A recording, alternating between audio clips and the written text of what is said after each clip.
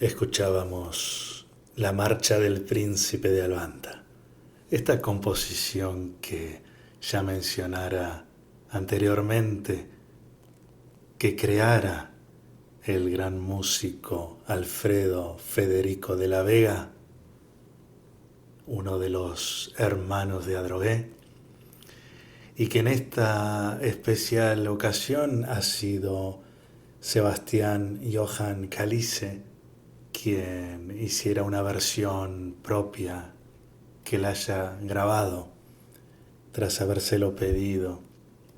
Esta marcha es un pequeño homenaje que me hicieran mucho tiempo atrás en complicidad con mi poesía. Bienvenidos a lo que la marcha refiere, a Reino de Albanta.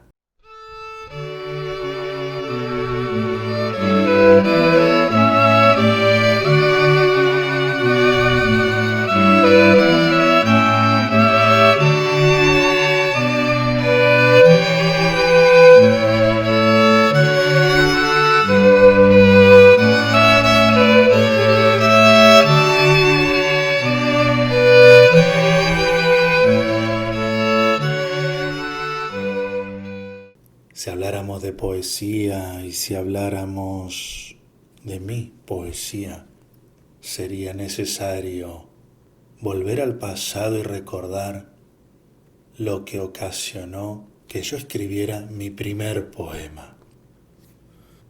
Recuerdo que tenía 10 años cuando en el colegio Stella Maris de mis tierras de Adrogué, la maestra nos hizo leer el libro Ramón, del escritor uruguayo Roberto Bertolino. Quizá fuera la primera vez que leía unas letras absorbiéndolas profundamente. Por ese entonces ya leía bastante y le encontraba un encanto muy particular y artístico a las letras impresas en el papel. Para mí eran, y lo seguirán siendo, pequeños seres sentimentales que al juntarse en maravilloso teatro ansían emocionar al lector. La suerte o el destino, uno de esos dos arquitectos de la vida, quiso que al terminar la lectura del libro, la maestra nos presentara al autor. Desde el anuncio de su visita hasta su aparición, estuve ansioso, confundiendo inconscientemente ese futuro encuentro con el de mi abuelo escritor, Rafael Gijena Sánchez. Conocería a un hombre con el mismo oficio, extraño en cualquier tiempo, que ejerció ese personaje de la familia que no llegué a conocer. No resultaba extraño, teniendo ese legado, que la palabra escritor generase en mí un efecto atrayente que me invitaba a develar un mundo secreto y desconocido. El día que Roberto fue al colegio, me senté lo más próximo a la silla donde él se sentaría para firmar con su puño y letra nuestros maltratados ejemplares. Además de mi maestra, vinieron al aula muchas otras, cosa que sorprendió a mi observación. Concluyendo, se había llenado el aula de mujeres. Cuando finalmente el escritor ingresó, donde nerviosas maestras y extrañados alumnos lo aguardaban, mi mirada lo golpeó con tanta profundidad que el hombre se sentó rendido. Sonreía mucho y era muy cortés. Vestía saco y zapatos, aunque nadie podrá recordarlo con exactitud, porque solo sus ojos de niño atraían admirados alumnos y seducidas maestras. Luego que él contase las experiencias con las cuales había decidido escribir, que hoy no recuerdo, me acerqué para que firmara mi Ramón. como si fuera padre del tiempo, y de ese libro que yo le entregaba, lo tomó paciente con sus manos, acunándolo, para luego reposarlo en su falda y escribir, con la amistad de Bertolino, noviembre del 87. Olvidando mi aspecto infantil, le estreché la mano como lo hace un hombre que sella una amistad. A un hombre de letras se le cree lo que escribe porque sus letras son él. Inmediatamente le pedí su dirección y luego su teléfono porque le dije que un día iría a visitarlo como lo hacen los amigos. Accedió encantado y dictándome. Escribí los datos en la misma hoja de la dedicatoria. Allí quedaron registradas su ternura y mi infancia. Días después estaba en mi casa releyendo el libro. Al terminarlo, salí ansioso para comprar un cuaderno que solo utilizaría para escribir poesías. Caminé hasta una librería cruzando la calle y mientras regresaba protegía las hojas de mi futura obra como mi amigo lo había hecho con la suya. Escribí mis primeros versos y fui a la cocina donde no me esperaban muchas mujeres o maestras, solo estaba mi madre. Cuando terminé de escribir varias poesías, las cuales tienen títulos al estilo de las de Ramón, le puse por nombre a ese primer libro, entendiéndolo mejor a mi abuelo, Rafael.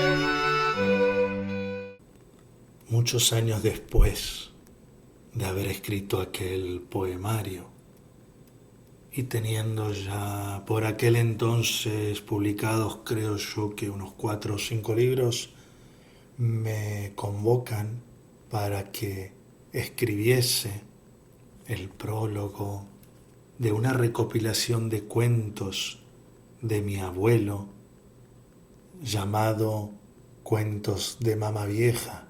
Me convoca la Fundación Carolina con el tan respetable Roberto Bosca y conversando les digo que agradecía muchísimo el honor de esto, de poder escribir algunas palabras presentándolo a mi abuelo. Si bien me siento muy familiarizado con el tango, no así y menos en aquel entonces con el folclore, cosa que mi abuelo abrazó fervientemente con el Museo José Hernández y las cátedras de folclore y su recorrido por tantas universidades hablando sobre el tema. Me parecía que no estaba preparado. Felizmente apareció la opción que creo siempre estuvo latente de Olga Fernández Latour de Botas, con quien hablé largamente, pero no quise quedarme fuera de este pequeño homenaje a mi abuelo y sugerí 2 cosas. Por un lado, que me gustaría escribir unas letras preliminares y por el otro lado, como hablara previamente de este músico amigo, a Johann, como yo le digo, lo postulé como para que su cuarteto de cuerdas interpretara algunas composiciones para animar la velada cuando se presentara finalmente ese libro. Y resulta una cosa muy simpática, porque los libros que yo tenía publicados por entonces eran bajo mi seudónimo literario que me había otorgado Luis Eduardo Aute, de Príncipe de Albanta. Lo que pasaba entonces era que la Fundación Carolina, perteneciendo al reino reino de España, no podía alegremente presentar al príncipe de Albanta. Estaría reconociendo, nobleza obliga, al reino de Albanta como un otro tal reino en el mundo de la realeza y tan real. Entonces se hacía divertida la conversación y dije, bueno, pueden posponer mi nombre, que esto es por mi abuelo. Felizmente lo que pude hacer y lo que me permitieron, sin utilizar mi seudónimo de aquel entonces, del Príncipe de Albanta, fue escribirle la carta del nieto del poeta que está dentro de esa edición de los cuentos de Mama Vieja, a la que también pude sumar a una amiga del barrio, a Candela Francomano, que hizo las ilustraciones correspondientes, a Rafael Gijena Sánchez. ¿Cuántas veces al tomar mi pluma he deseado imitarte en la sencillez o en la frescura? ¿Encontrarán agradables tus letras a las mías? ¿Por qué te habrás ido temprano, privándome de esas charlas magistrales? ¿Acaso te parece asombroso que culpe a tu legado me haya convertido en escritor, levantando tu bandera literaria? Se me ocurre responsabilizarte por esta vida que he elegido y que, obedientemente, intenta encontrarte al final del camino. A vos, Rafael, con tu sonrisa y con la satisfacción de haber sabido sembrar el ejemplo en este nieto que escribe, quizá solo para escribirte, aunque sea cierto que aún estás conmigo cada vez que abro uno de tus libros, porque en todos los versos y cariños que has dejado impresos son un recuerdo de tu voz profunda que me habla y me acaricia. Vivir la vida como un suspiro que provoca una poesía y hacerla instante y hacerla eterna. Esa fue tu magia y hoy te agradezco. La has hecho mía. Abuelo, cuando quieras volver a escribir, toma mi mano y dibuja con mi pluma, que es la tuya, las letras que canten las palabras que no te has olvidado, sino que has planeado que sea yo quien las escriba. Lo sé bien que si te extraño demasiado, deberé recorrer la tierra de los hombres que preservan valerosamente su cultura, adentrarme en las tradiciones que se afianzan con el correr de las generaciones y oír el susurro de los pueblos inmortales que tu arte evoca. Y te hallaré siempre en todas partes, porque en todo hallabas poesía. Un abrazo emocionado de tu nieto. Y ahora entiendo que en esta ocasión y por primera vez yo lo llamé abuelo.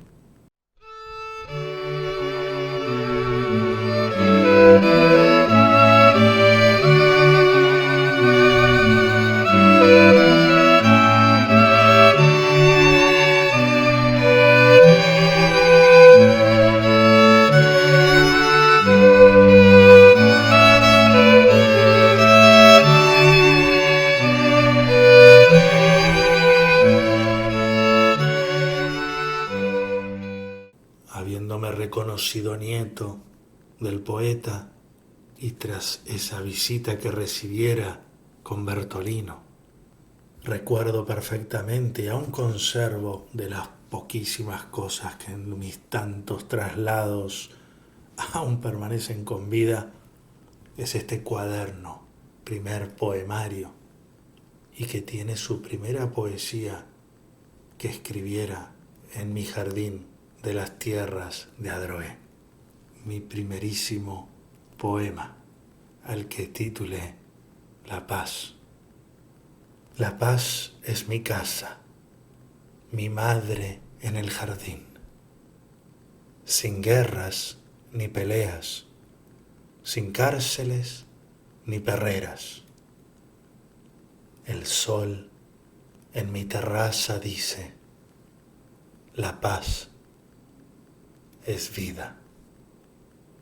Es cierto que la gente aquí en España me conocen por determinada literatura, pero lo que no todos saben es que una y otra vez, para cualquier género literario que decida maltratar con mi talento, vuelvo a la infancia.